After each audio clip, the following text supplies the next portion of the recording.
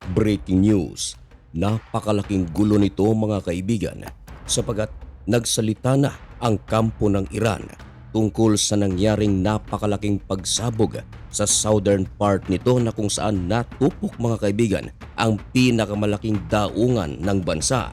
Kumitil ito ng buhay ng mahigit sa 40 at mahigit 1,200 na ang sugatan. Marami rin mga kaibigan ang malubha ang sitwasyon. Kahapon ay ating ibinalita at base na rin sa ating mga sources na wala pang pinagbibintangan ang Iran. Pero ngayong araw na ito ay tila malakas na nuclear bomb ang sumabog sa balita na kung saan Israel daw ang may kagagawan. Meron daw mga ebidensya na nakalap ang Iran. Yan ang ating pag-uusapan sa videong ito. Pero bago ang lahat ay huwag kalimutang mag-subscribe, sabay like na rin.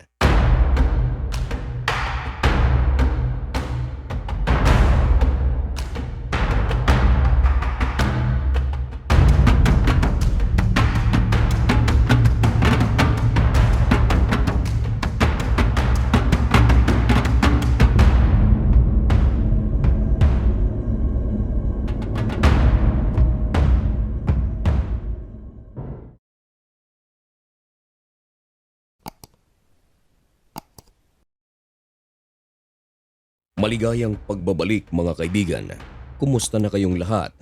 Ngayon ay April 29, 2025. Isa na namang napakainit at napakabagong balita ang ating ihahatid sa inyo.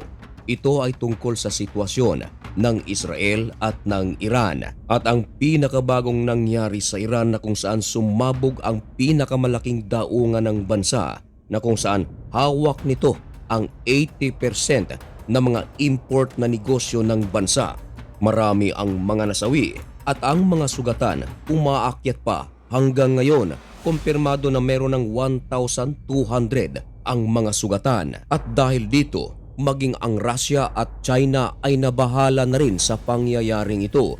Bumuhos naman ang mga condolences ng iba't ibang leaders ng bansa gaya ng United States of America, maging ng United Arab Emirates at Saudi Arabia. Ang Russia ay magpapadala na raw ng kanilang relief sapagkat pinaniniwalaan na ang Iran ay magkakaroon ng food shortage. Dahil nga ang daungan na nawasak ng naturang pagsabog ay 80% pala dito dumadaan ang negosyo ng Iran. Pero sa pagsabog na ito mga kaibigan ay nagsalita na ang Iran at walang ibang pinagbintangan kundi ang Israel. Ang balitang ito ay kinumpirma ng The Times of Israel na talagang sinabi ng Iranian MP na talagang involved ang Israel sa naturang pagsabog ng kanilang daungan at hanggang ngayon ay patuloy pa na nagkakaroon ng pagkasunog sa lugar.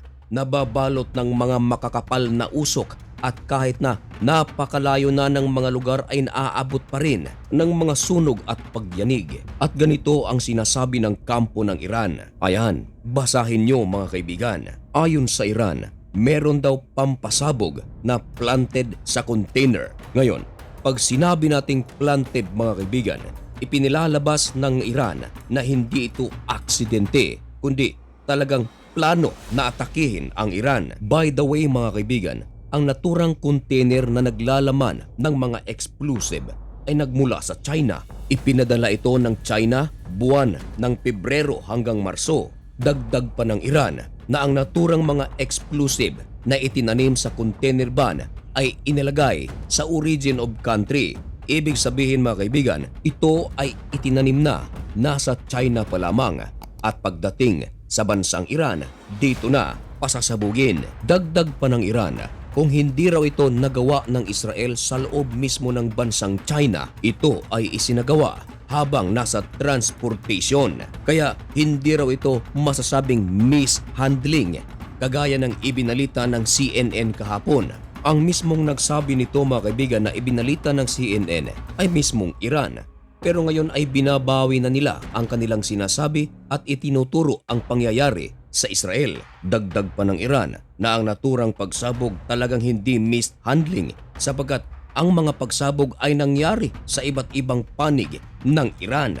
Ayon sa Iran, 4 na lugar ang niyanig ng mga malalakas na pagsabog. Marami ang mga nagsasabi at hinahalin tulad ang pagsabog na nangyari sa Iran sa pager at walkie-talkie attack na nangyari sa Lebanon kontra Hezbollah, pero walang inaamin ang Israel.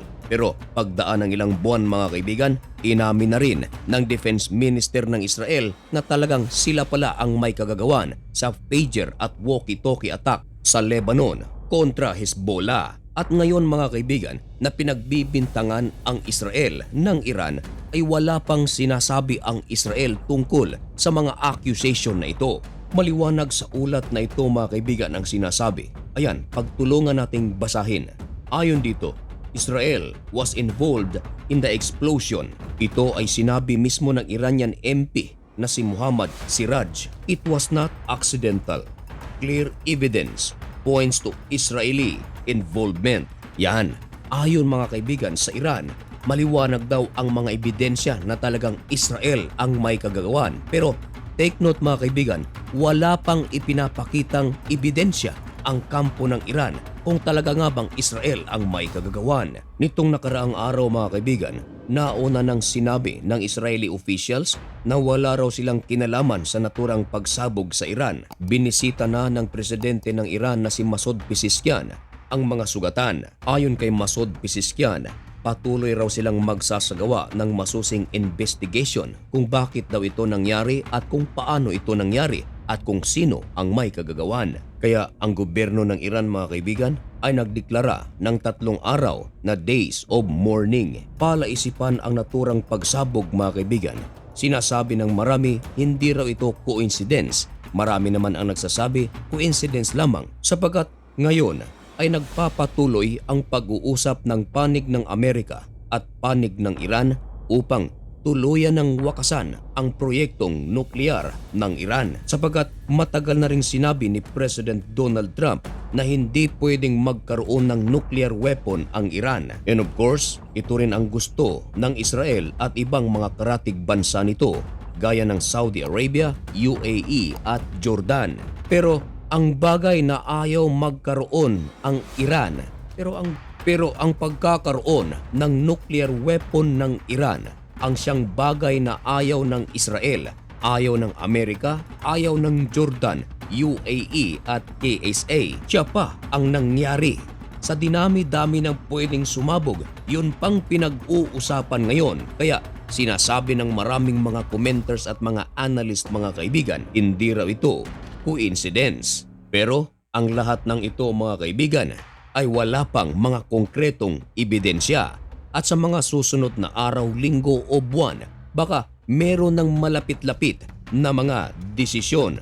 At ang bagay na yan mga kaibigan ay isa sa ating mga tututukan sa channel na ito. Kaya kung nais mong maging updated sa mga pangyayaring ito at bago ka lang sa channel na ito at gusto mo ang ganitong mga content, ay baka naman pwedeng makahingi ng kaunting pabor.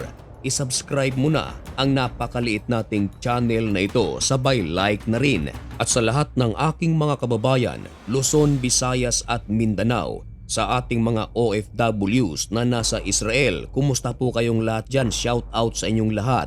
Sa ating mga kababayan na nasa Lebanon, Jordan, United Arab Emirates, Kingdom of Saudi Arabia, Amerika, Europe at sa iba't ibang panig ng mundo. Mag-ingat po kayo. May God bless you and thank you so much for watching. Goodbye.